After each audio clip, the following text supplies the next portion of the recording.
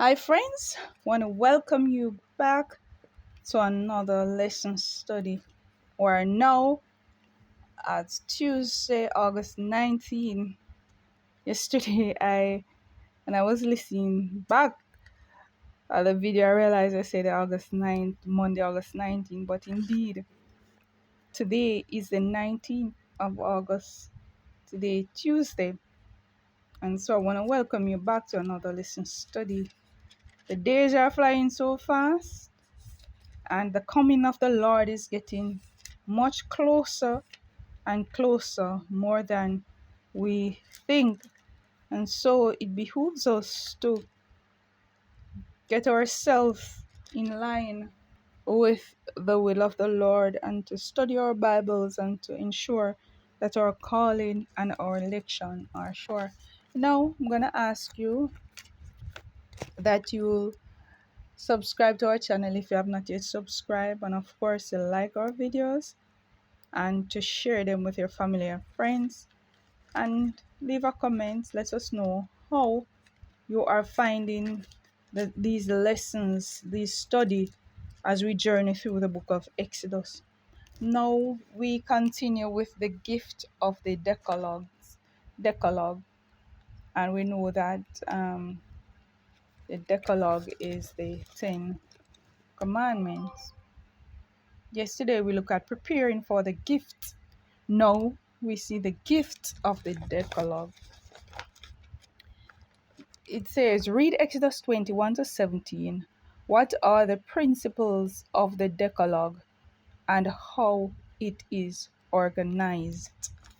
And as we said, it is the 10 commandments, and I touched a bit on it yesterday, but I'm going to go through them because it is very important for you to go through them and to understand what the Lord requires of us. All right, so it says, Exodus 21 to 17. He said, and God spake all these words, saying, I am the Lord thy God, which have brought thee out of the land of Egypt, out of the house of bondage. And just before I continue, we realize that Exodus 20, yesterday we looked at Exodus 19.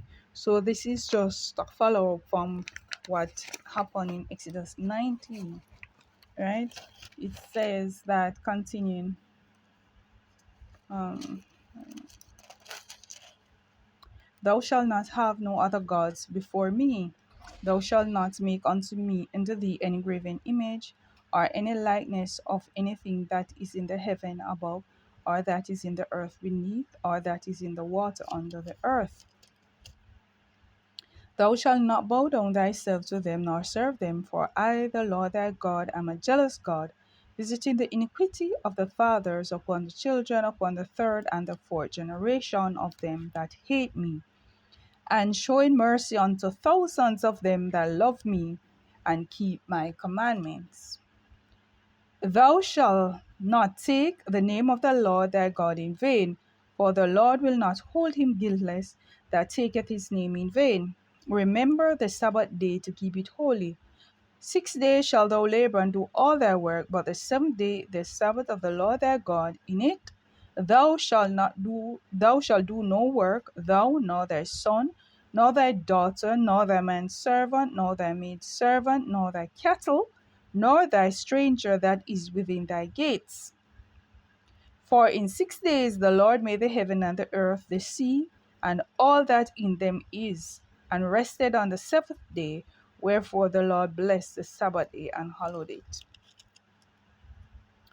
Honor thy father and thy mother, that thy days may be long upon the land which the Lord thy God giveth thee. Thou shalt not kill, thou shalt not commit adultery, thou shalt not steal, thou shalt not bear false witness against thy neighbors, thou shalt not covet thy neighbor's house, thou shalt not covet thy neighbor's wife, nor his manservant, nor his maidservant, nor his ass, nor anything that is thy neighbor's. And that is the 10 commandments, the decalogue.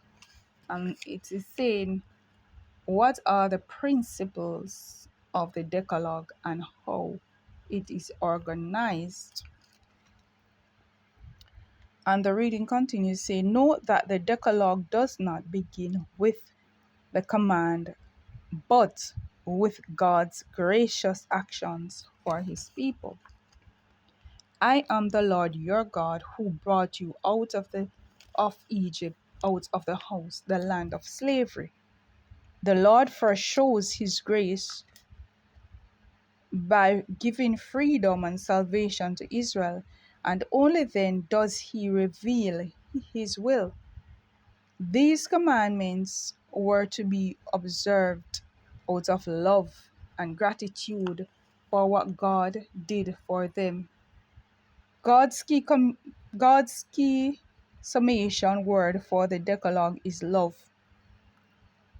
The greatest commandment is the commandment of love, which is expressed in two ways: love to God and love to our neighbor. We find us in Deuteronomy 6, verse 5, love to God, Leviticus 19, verse 18. In the first four commandments, the Decalogue interprets what it means to love God. In the following six commandments, the law interprets what it means to love your neighbor. The Decalogue begins with honoring God above all, vertical love, and continues with respecting others, horizontal love. Honoring and revering, honoring and revering God by giving him the first and highest place in every situation of our lives.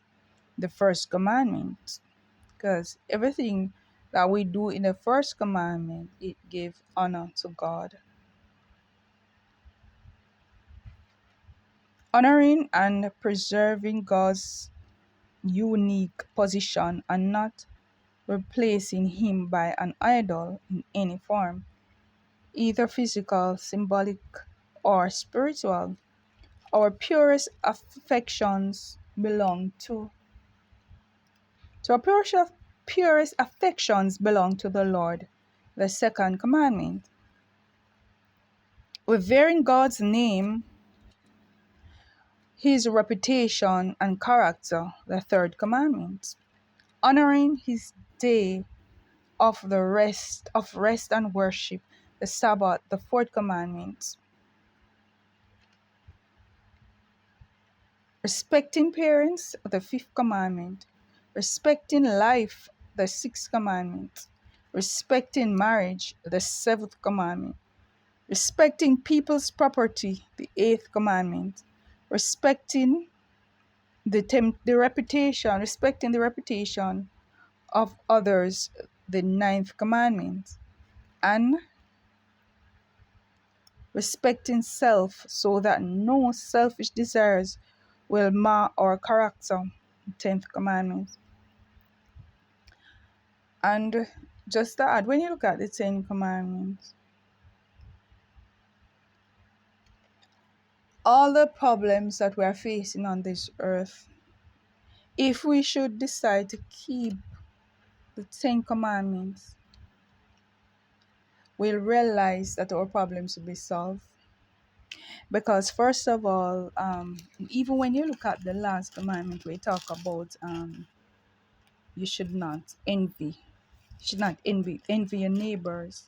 A lot of things, when you look at envy, it affects a lot of these commandments.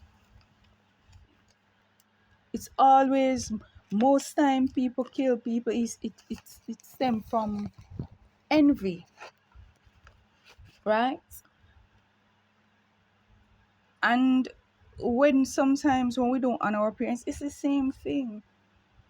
When you kill up, when you commit adultery, it's the same thing. When we steal, we envy. And when we bear false witness, a lot of times it's coming from envy. So When we look at the word of the Lord, and if we honor them as God called us to honor them, then we realize that our lives will be more fulfilling, much richer, much better, and we live in peace. Even as we honor God, the enemy first envy God, and so he put it in us to dishonor God by breaking his commandments. Because God's commandments are it's not anything difficult, and it's not anything out of our way that is going to put us out of our way. But his as the Bible says, commandments are not grievous. You understand? They point us to the right way of living. They cannot save us now, because none of us can truly keep them. The commandments, they're not salvation. God is the one that gives us salvation, but because we're saved through his grace, we keep his commandments because we trust him fully and we're obedient to him fully. And because we love him, and that is the bottom line, because we love him who has loved us first, then it's not a problem, and we don't even have to wonder if how, but we just obey him because we love him. And the other six commandments, when we have love in our hearts for our fellow human being, it will not be difficult either. Because if I love you, I will not envy you. If I love you, I will not kill you. Because when you kill a person, it's envy, or you hate them without a cause. It's still envy it stems from. So we can live a life that God has called us to, but we have to have the love of God in our hearts. As the reading continues, as Jesus himself said, if you love me, you will keep my commandments. And that's John 14, verse 15. Also, 1 John 4, verse 20 and 21. Thus, true obedience is simple as an expression of love and gratitude toward Jesus, a love expressed most powerfully in how we treat our neighbors. And that is true. Again, Jesus said it. By this will all men know that you are my disciples, when you have love one for another. And that is what Christ came here for, show us how to love. And he came because he loved us. That's the reason why he died on the cross for us. So again, I'm going to ask you just to show some love by liking the video and leaving your comments, because it's a lesson study and no one person knows it all, and we go through and we read, but it would be nice to hear your highest point in this lesson. What stood out to you more? And anything you want to share, you can go ahead and share it. And do remember to have a blessed and a peaceful rest of the day, and continue to study the word of the Lord, and continue to shine the light in the dark places where he has placed you.